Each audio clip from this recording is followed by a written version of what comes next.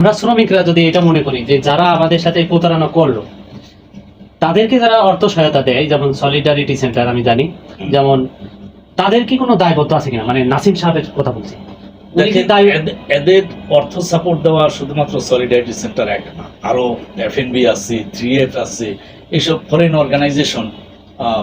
3F হইল ডেনমার্কের একটা ইউনিয়ন, তারা বাংলাদেশের শ্রমিকদের অধিকার আদায়ের জন্য কাজ করে। এফএনবি নেদারল্যান্ড ভিত্তিক একটা অর্গানাইজেশন, তারা শ্রমিকদের অধিকারের জন্য বাংলাদেশে কাজ করে, তারা অর্থ সহায়তা করে। তাদের তো অবশ্যই দায়বদ্ধতা আছে। আমার বিবেচনায় তাদের দেখা উচিত যেই লোকগুলি শ্রমিকদের স্বার্থ বিকিয়ে দিয়া, এবং এটা ডকুমেন্ট আছে। এখন কেউ যদি বলে যে ডকুমেন্ট নাই, এই যে আমি এই যে আলোচনা করতেছি, আরো আলোচনা হয়েছে, প্রচার হয়েছে, তাদের নাম আসছে, তারা আমাদের নামে মামলা করুক, আমাদের চ্যালেঞ্জ করুক, কিন্তু সেটা কি করতেছে না। সলিডারিটি সেন্টারের কথা যে আপনি বললেন, সলিডারিটি সেন্টারের অ্যালায়েন্স বর্তমানে যে কয়টা সংগঠন আছে তার মধ্যে ওই যে রেডিসনে যে গেছে যারা, তার মধ্যে সলিডারিটি সেন্টারের 3টা অর্থ সহায়তা দেয়। বিগপ একটা, বাংলাদেশ গার্মেন্টস অ্যান্ড শিল্প শ্রমিক ফেডারেশন, ইন্ডাস্ট্রিয়াল ওয়ার্কার্স ফেডারেশন, যেটা বাবুল আক্তার, কল্পনা আক্তার, আর বিগপ তো আপনি জানেন চন্দন রাজু।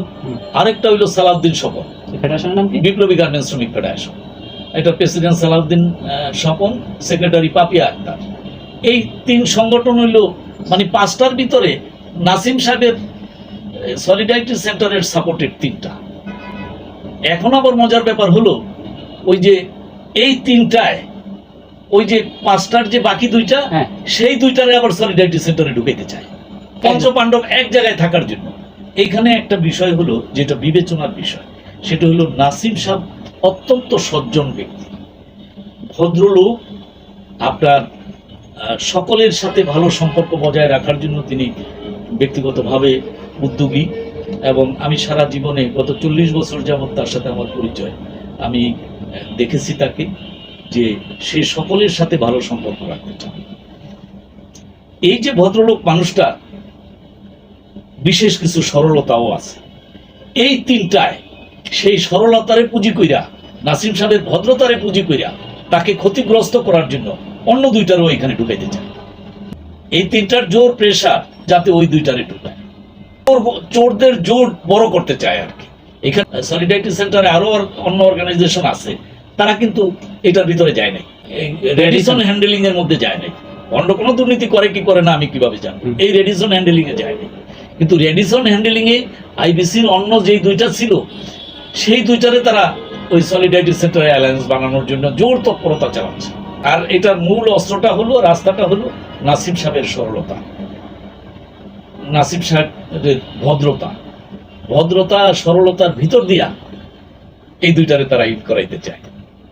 আমি জানি না নাসিম সাহেব করবে কি করবে না, এটা তার ব্যাপার, আমার কোনো সে নাই। আমরা শ্রমিকরা যদি এটা মনে করি যে যারা আমাদের সাথে প্রতারণা করলো তাদেরকে যারা অর্থ সহায়তা দেয়, যেমন সলিডারিটি সেন্টার আমি জানি, যেমন তাদের কি কোনো দায়বদ্ধ আছে কিনা, মানে নাসিম সাহেবের কথা বলছি, এদের অর্থ সাপোর্ট দেওয়া শুধুমাত্র সলিডারিটি সেন্টার এক না, আরো এফএনবি আছে, 3F আছে, এইসব ফরেন অর্গানাইজেশন। 3F হইল ডেনমার্কের একটা ইউনিয়ন, তারা বাংলাদেশের শ্রমিকদের অধিকার আদায়ের জন্য কাজ করে। এফএনবি নেদারল্যান্ড ভিত্তিক একটা অর্গানাইজেশন, তারা শ্রমিকদের অধিকারের জন্য বাংলাদেশে কাজ করে, তারা অর্থ সহায়তা করে। তাদের তো অবশ্যই দায়বদ্ধতা আছে। আমার বিবেচনায় তাদের দেখা উচিত যেই লোকগুলি শ্রমিকদের স্বার্থ বিকিয়ে দিয়া, এবং এটা ডকুমেন্ট আছে। এখন কেউ যদি বলে যে ডকুমেন্ট নাই, এই যে আমি এই যে আলোচনা করতেছি, আরো আলোচনা হয়েছে, প্রচার হয়েছে, তাদের নাম আসছে, তারা আমাদের নামে মামলা করুক, আমাদের চ্যালেঞ্জ করুক, কিন্তু সেটা কি করতেছে না। তারা করুক। তারা যদি এটা মনে করে যে প্রথম দিক দিয়ে তারা বলছিল, আইবিসি মিটিংয়ে বলছিল যে প্রমাণ আছে, সবকিছুর তো প্রমাণে হয় না, সবকিছুর তো প্রমাণ দিয়ে হয় না। দেশের মানুষ, পুলিশ ঘুষ খাচ্ছে, সরকারি কর্মচারী ঘুষ খাচ্ছে, আপনার এই জায়গায় দুর্নীতি হচ্ছে, ওই জায়গায় দুর্নীতি হচ্ছে, সবকিছুর কি প্রমাণ আছে? কিন্তু বোঝা তো যায়। আপনার যখন রোজগার, আপনি মাসে 40,000 টাকা বেতন পান, আপনার ছেলে মেয়ের লেখার খরচ হইল 3 লাখ টাকা, আপনি গাড়ি চড়েন, আপনি বাড়ি করেন, আবার কি প্রমাণ দরকার? বলে বিগত বিগফের প্রেসিডেন্ট সেক্রেটারি যারা আছে তাদের সহায় সম্পদ আছে কি নাই খোঁজ নেন। ওই কি বলে গার্মেন্টস এন্ড ইন্ডাস্ট্রিয়াল শ্রমিক ফেডারেশনের নেতাদের সহায় সম্পদ আছে কিনা খোঁজ নেন, তাহলেই তো হয়ে যায়। আর প্রমাণের যদি প্রশ্ন উঠে, তারা যদি চ্যালেঞ্জ করে, তাহলে এখন অনেক প্রমাণ আছে যেটা প্রমাণিত হয়ে যাবে যে এরা দুর্নীতির সাথে যুক্ত ছিল।